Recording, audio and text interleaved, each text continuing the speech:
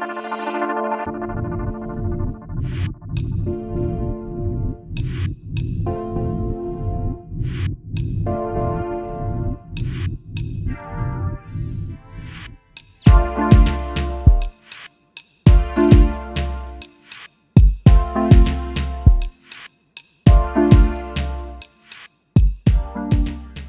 this is Candy with eyes2jesus.blogspot.com, and welcome as we continue on our study going through the book of Isaiah. And today we are up to Isaiah chapter 16.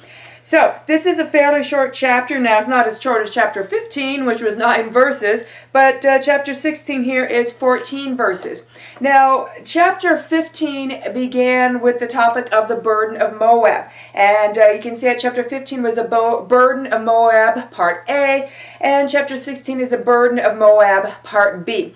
So while we kind of had an overview of the burden of Moab and ultimately its destruction in chapter 15, here in chapter 16, we mostly just hone in on the beginning of their destruction, which was when they were being held down by the Assyrians during the Assyrian captivity of Samaria. They also went after Moab. And then it was when the Babylonians came into more power in that area and took the house of Judah. Is also then around the time in that area where the Babylonians then destroyed Moab, leading to more of their ultimate destruction. That was talked about a bit more in chapter 15.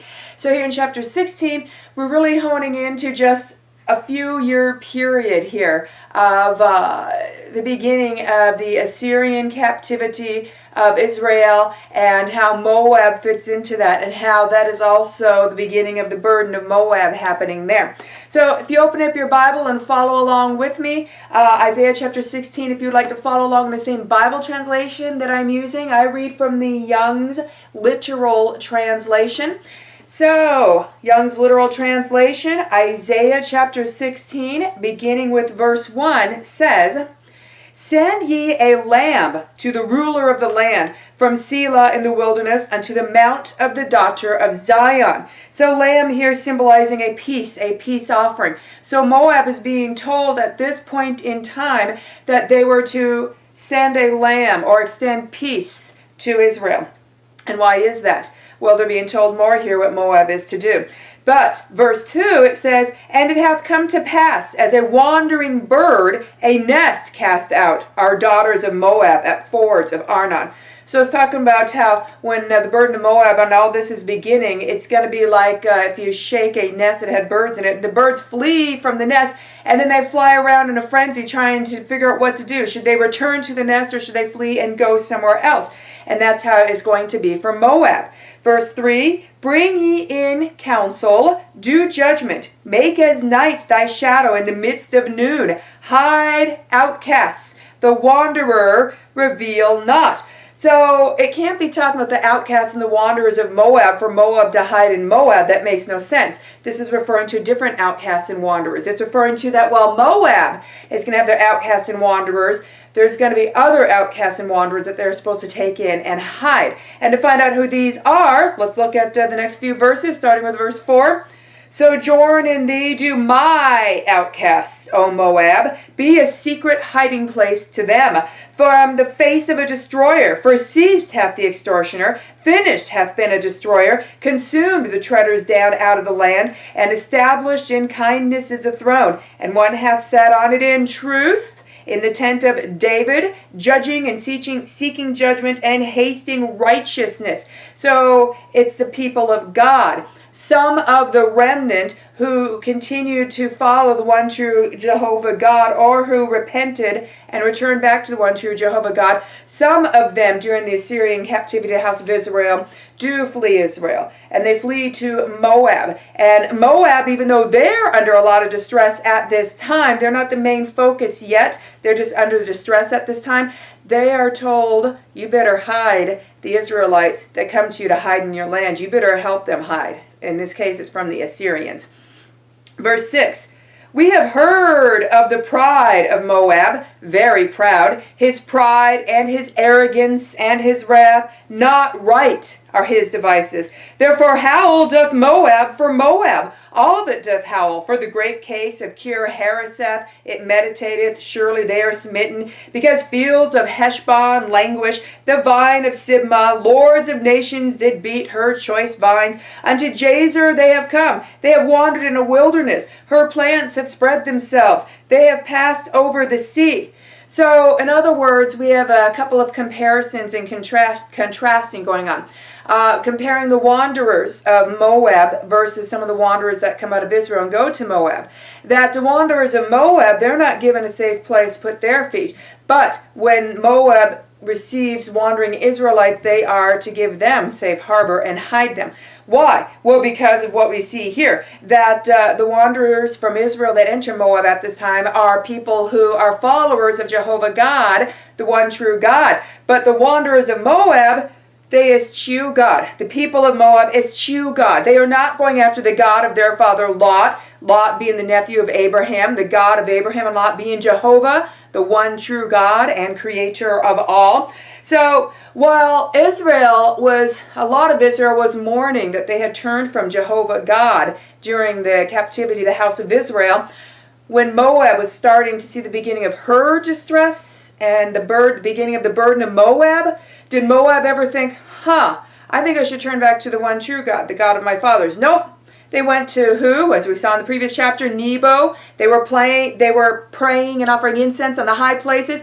They were going to the fake gods of the Assyrians and the Babylonians, but they never turned to the one true God, Jehovah God. And then they thought maybe that they could save themselves. They can do this in their own steam to escape the judgment of God, and that didn't work out. So now Moab isn't howling and mourning, and we read about their mourning in the previous chapter as well. They're not howling and mourning that they turn from the one true God.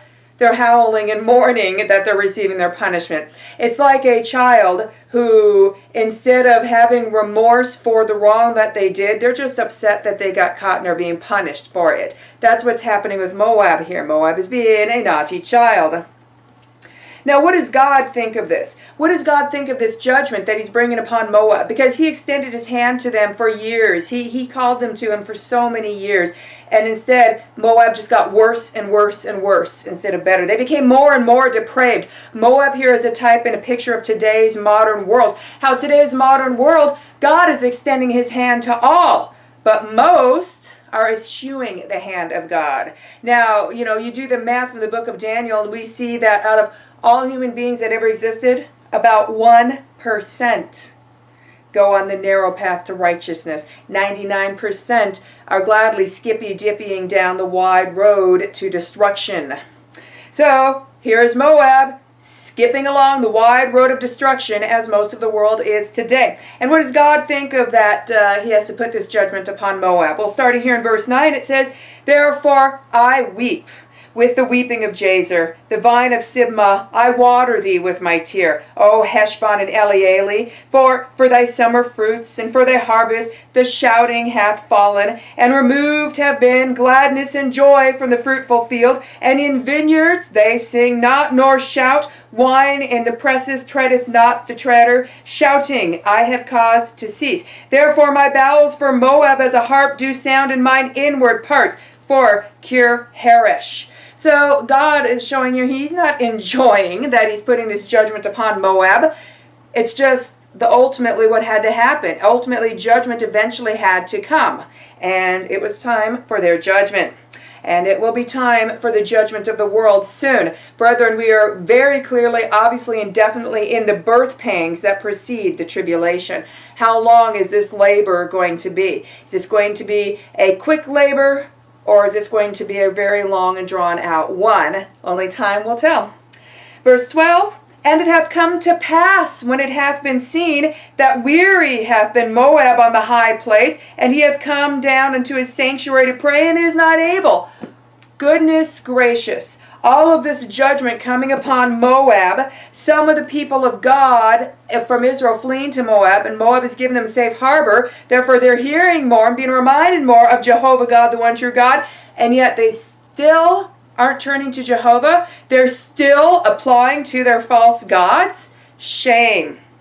All right, now last few verses 13 and 14 says, "This is the word that Jehovah hath spoken unto Moab from that time. And now hath Jehovah spoken, saying, in 3 years, as years of an hireling, lightly esteemed is the honor of Moab, with all the great multitude, and the remnant is little, small, not mighty." So these 3 years very likely started during the 4th year of the reign of King Hezekiah, when Assyria was besieging Samaria, and then 3 years afterwards took Samaria, and then they went directly after Moab, thus really getting into the burden of Moab, which completion was then later when Babylon went after them. And that's a lot of what we read about in the previous chapter. So chapters 15 and 16, the burden of Moab. So we have finished that section. So when we begin in chapter 17 in our next study in Isaiah, we start another section. But that's all for today's Bible study. Have a blessed day.